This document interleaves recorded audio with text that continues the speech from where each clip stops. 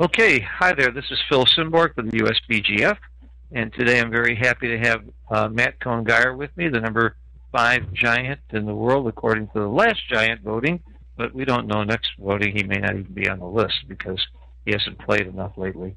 But I have a feeling he's going to be up there somewhere. He's very high on my list. And the reason I call on Matt is because this position came up just yesterday in our Chouette in Chicago, and there was a debate over the right play here, and I really didn't understand it very well myself. This is a tough one for me. So let me ask you, it's a money game, cube in the center, blue has a 6-1 to play. How would you play it? Give it a little thought, and I'll be quiet for a second.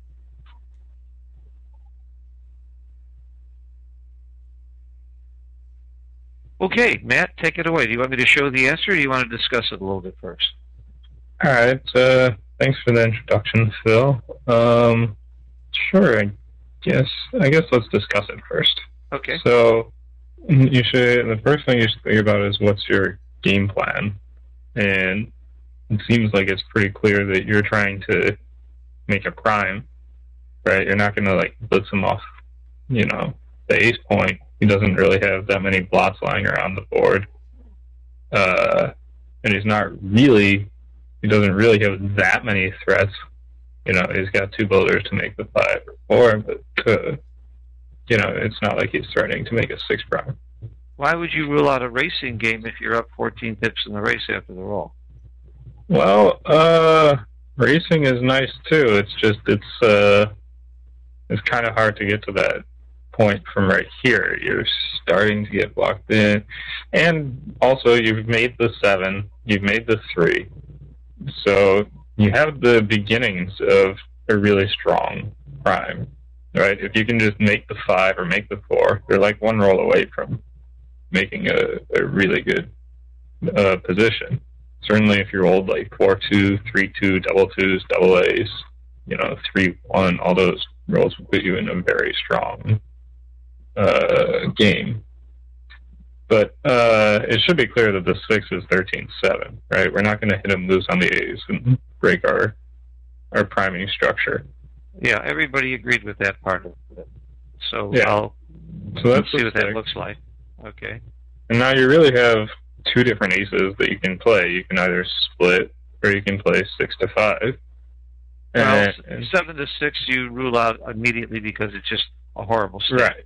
Okay. You rule out 7-6 because you strip the bar, so you take away a builder and you stack the 6. Then you could be doing something constructive rather than destructive with that ace. Okay.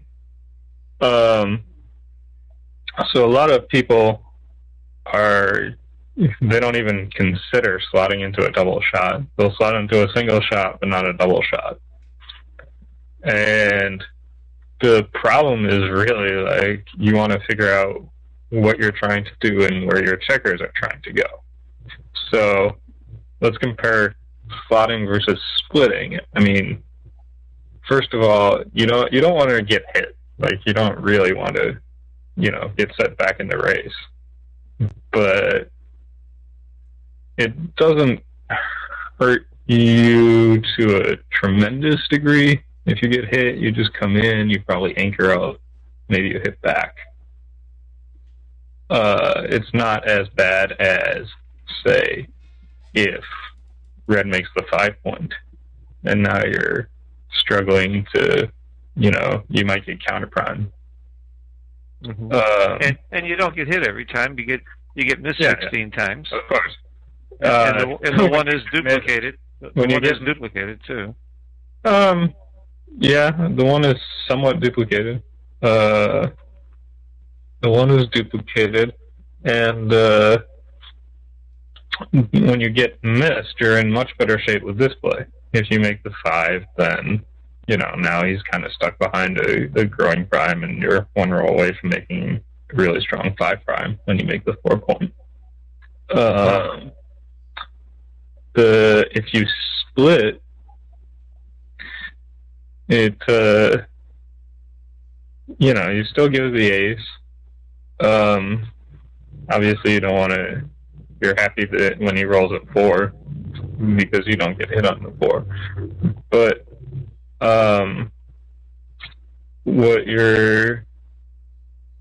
you don't really gain that many rolls to get a higher anchor. Like, even if he were to hit you, you would have a decent chance of anchoring high somewhere. And his bad rolls, like his really bad rolls the other way, were rolls that were like high numbers that didn't contain a 3. So something that doesn't anchor or hit is just like a roll that he can't like make the 5 or 4 with. So a roll like double 6s is like a really bad shot for him if you saw it the 5. Now it's like a tremendously powerful roll, right? He makes 2 points. Yeah. Double 5s, you know, he's going to make 2 points again, and you're going to be in really bad shape. Yeah, as opposed to... At 6-4, he unstacks beautifully and points on you. Mm-hmm. Yeah. So, yeah, 6-4, 6-5. Well, 6-4 he would have hit, but, you know, he'd probably just come in 6-5. So, this doesn't accomplish as much when you get away with it. Certainly when you get away with slotting the 5, you really want to make the 5. And it really doesn't have that much downside. So let me see if I can guess which is the right play. I mean, after that explanation, I might even be able to guess myself, even if I hadn't seen the rollout. Let me add something that I know you automatically think about, but some people might have missed about the slotting play, which is, of course, the right play. What does he do with a 3-1 here? That you've duplicated a great roll for him. It's one of his best rolls. If he rolls a 3-1, what does he do with a 4-2? Again, you've duplicated another one of his very good rolls. So there is some duplication here. 4-1 is duplicated to make the point, or hit twice. You can hit twice, but then you just like enter both, and now use 5 blots, 4 blots. So yeah, so there's some duplication factor, so that even some of the rolls that hit you, you're not that unhappy he hit you, because those were pretty good rolls if you made the other play anyway. Right. Let's take a look at the rollout real quick, because I did roll this out already, so we can really get a reading on it. Whoops, I didn't roll this out. I guess I didn't. I thought I rolled them all out. You certainly don't want to get hit. Like, you really don't want them to hit you, but, you know, given that a hit isn't the end of the world, you know, and when you get missed, you're in much better shape. And also his missing rolls, like double 6, double 5, are really bad for him here. Turn into jokers the other way. This also raises you know, I post a tip of the day almost every day on the USBGF Facebook page. The one that I posted, I believe, last week was from Roberti, that says that when you have a stacked point, unstacking it should be a major consideration of yours in every play, and that's another major advantage of this play. True. Yeah, that's very true. You're unstacking. And if you look at the numbers, you'll note that 6-5 wins more games, it wins more gammons, and it loses fewer gammons. So it's pretty much dominating all of the categories. So you win 1 more % games, you win 1 more % gammons, and you lose gammons 0.5% less. Yeah, about 0.6% less.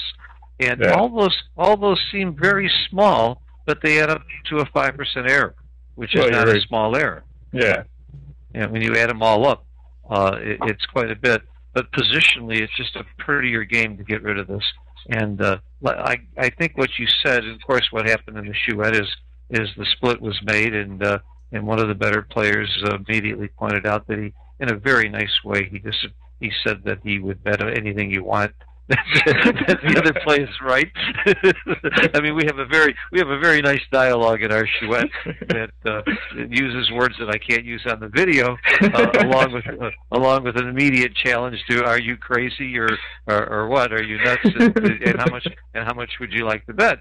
And half the time the guy who's screaming and yelling is wrong, of course, but this time he was right.